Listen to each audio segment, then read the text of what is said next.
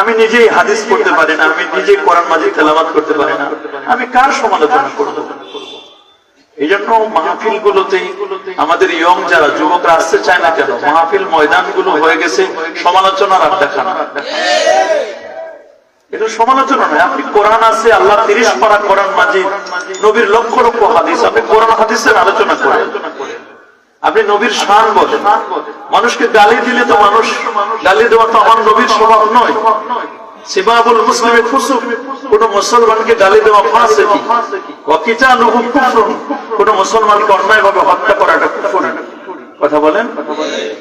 হ্যাঁ, যারা আল্লাহ নবীর সামনে বেয়াদবি করে তাদেরকে আপনি পরিচয় করে দেন, আপনি আদবের কথা বলেন, বেয়াদবি করলে কি পরিণাম হবে সেটা বলেন, নবীকে কি পরিমাণ আমাদের সর্বোচ্চ মহব্বত দেখাতে হবে সেটা আপনি বলেন।